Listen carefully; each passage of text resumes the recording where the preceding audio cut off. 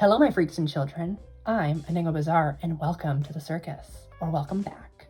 In honor of Christmas time, because I'm not a fan of Christmas, but what I love is good spooky Halloween. So, in my defile of the Christmas time and the, Christmas cheery spirit, I tell you some ghost stories about a spooky haunted school near me, my own personal experiences with my own private ghost, and my friends' experiences with the ghost that follows me around. So watch and enjoy. Don't forget to hit that like and subscribe button and continue watching to hear all the spooky goodness. Bye. Our story is the shadow figure. So for quite a long time, about I want to say ever since I was in grade something. I'm going to say grade 5, which I was in grade 5. If you want to figure out the math there, Google. And not anymore, but I used to have a shadowy figure, but they used to kind of follow me around. Like, I would notice them at school as well as just notice them generally around. But the scariest part was every night when I went to sleep, they would always sit in the corner of my room and just stare at me. Like, that was all they did, was just stare. I would try and talk to them, say, hey, how's it going? Nothing in return, nothing back at me. It was just always a silent, one-sided conversation, which, in hindsight, rude. Or I don't know what I would have done if he did respond. I say he because he was a masculine figure. He was tall as my wall to my ceiling, super fucking tall. What do you do successfully? Quickly.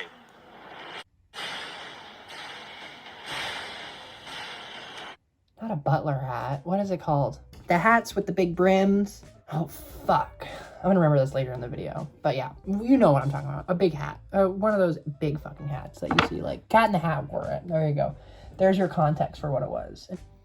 Sweetie, it was scary. But I got to the point where every night, even though he would stare at me, but eventually, after one of my ghost stories that I'm going to tell, he just stopped showing up. Granted, knock on wood, hopefully he does not come back.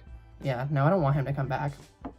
But there's just some background to the shadow figure. Mind you, I was never believing my parents, and even to this day, I don't even know if I believe it or if it was just a figment of my imagination, because I'm a cross-dresser, so we kind of have wild disillusions occasionally. Those aren't even at all. Another story that goes along with that is, so basically I would always tell people this story, and no one believed me, even my best friend, who I had told countless stories to. But one day I remember him and another friend were over at my house, and we were all hanging out in my upstairs area.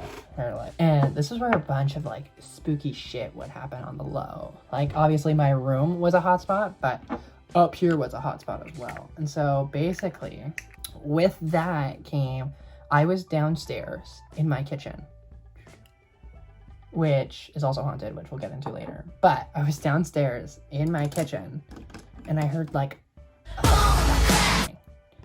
and once again, me being a sassy bitch and a nosy bitch was what the fuck are y'all doing upstairs? Because they were still upstairs. And so I come upstairs, and these two idiots are sitting there and I'm well, are we throwing plates now, you morons? Because I noticed the plate had fallen off of the table / counter area that's up there.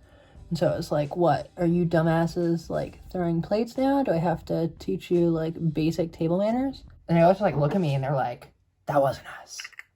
And I'm bitch, please. I said, okay, very funny. Who threw it? And they both look at me dead serious, and they're no, we're not kidding. It flew off the table on its own. My first thought when they said it wasn't me, I was delusional, bitch, delusional. But then when they said it, I was oh my fucking god, it's not just me this time. Needless to say, best friend didn't doubt me from that point on. A little bit terrifying, not gonna lie. Maybe my psyche just made it up just to allow me to say I'm being pursued by a ghost. Possible. Just a little ghost fucker. And so, yeah, the one, that was the only time I can remember. It's very shadowy. Okay, and then the one night, this one was like one of the worst nights. I was sitting in my kitchen, minding my own goddamn business. Like, not hurting nobody. I shit you not. Every single electronic in this fucking house went haywire. Haywire, baby. So first I started with my oven, and my oven started like aggressively beeping at me. The party, yes, gone! And so though, why does that sound stupid? Probably because it is. Start with the oven. And then it transitioned to the fridge, and the fridge started making noises. And that's when I was like, bitch, you thought, not today. Because the oven had a history of being fucked up. But the fucking fridge has never made a noise before. So I was like, what the fuck? And the fridge started yelling at me, making like, kind of like the beep that fridges make when they're left open. This bitch was closed, by the way. It's kind of just like a beep. Up, Pearl. Wake up. Me, being the dumbass I am, I'm like, if there's any spirits here, oh, bitch. So I think I'll be fine. The fridge started going haywire, and I was just like, what the fuck? And then after that, like, I'm literally sitting, by the way, in my kitchen, like, frozen in fear. This is it, like, I'm dead. That's just rude.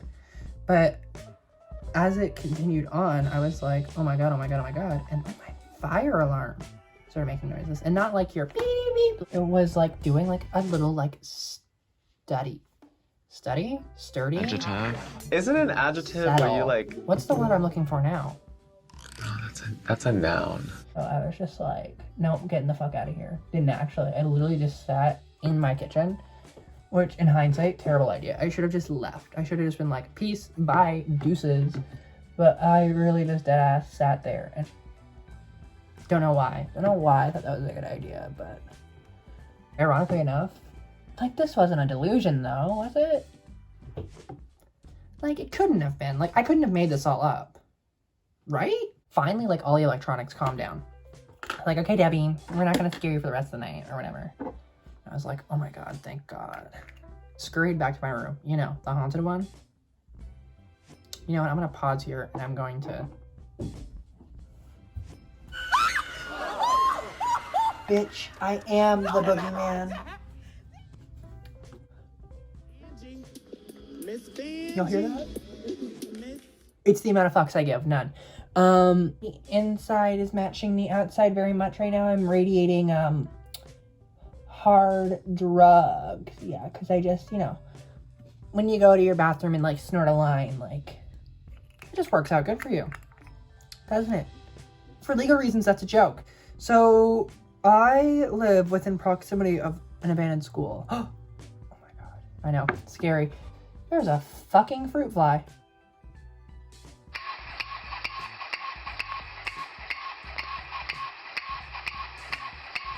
You and your friends, like idiots, decide to go fuck up a school, walk into an abandoned school and be morons. Oh, you didn't all do that? Well, yeah, me and my friends were dumb. So I don't know why we thought going in an abandoned school was like a smart idea by any stretch of the imagination, but we did. That was the a school choice. was notorious. Teenagers would go in there all the time and get, you know, like, fucked up. If this wasn't the shot the whole time, I'm annoyed. Before we went in, I looked through the windows because, you know, when you're breaking into a location, because technically we did break in because the doors were all locked and we managed to pry one open, but we're not there yet.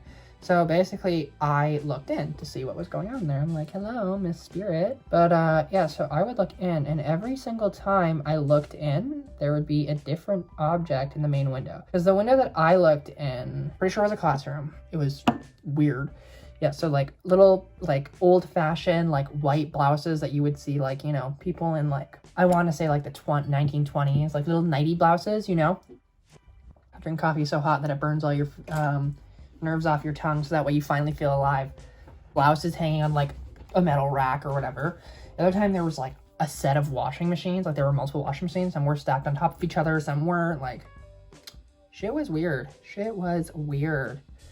But the one is the bicycle, or I guess you could say it was a tricycle realistically. And basically it was one of those like old, I don't know the time period because I sucked at history and everything, but it was one of those old ass, like, specifically, this is what motivated me to go in there, get my friends to go in there with me, because I'm what you call a bad influence. But I was like, let's go in and let's see if we can get that fucking tricycle, because that shit looks sick. I was like, that would be dope. Needless to say, when we went in, first off, our little bitch asses could not get past the first room. But if it was an escape room, yeah, we dead ass, like, penguins, like, all just cuddled in the corner and hid. And then I don't remember who. It was me and 3 of my girlfriends. Duh, ka, and but it was me and 4 of my girlfriends, so 5 of us total. All went in there. And our assets were like, ooh. I'm a bad bitch, fuck the bitch. Bitch get slick, I'ma cut the bitch. I'm a bad bitch. Like, you know, real bad bitch energy vibes when we get in, or before we get in. Then we get in, oh no, you could not move us past. The only people who moved past was me, we're gonna say A and M, that's their names.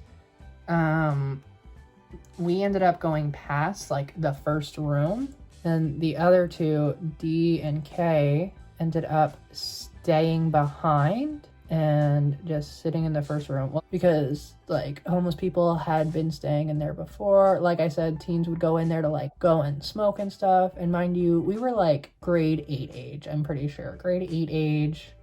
Yeah, we weren't in high school yet, but we were definitely old enough to understand, you know, we were being dumb. That's the first issue. But, like, we went in there and our one friend, A, no offense to her, she radiated dumb bitch energy. She went in there, she was, like, bold as fuck. She was like, I got this. Literally did not give a fuck after, like, she got in. She was like, bad bitch vibes only. And that's really what it was. Like, she went in there, no fear, no issues. She was gone, by the way. Like, we did not see her after she went in. That was the big thing. We were like, oh my god, A, where are you? A, where are you? And she was like, I'm over here. Fuck, bitch, where do you think you're going? Fucking A, being a smartass, found, I think, a beer bottle or a glass bottle. That bitch took that bottle in the room that we could not see her in. She just goes, and I shit you not, we run for the fucking hills. And me and M just come whipping out of that bitch, like, bat out of hell. Like, get the fuck out of here, go, go, go!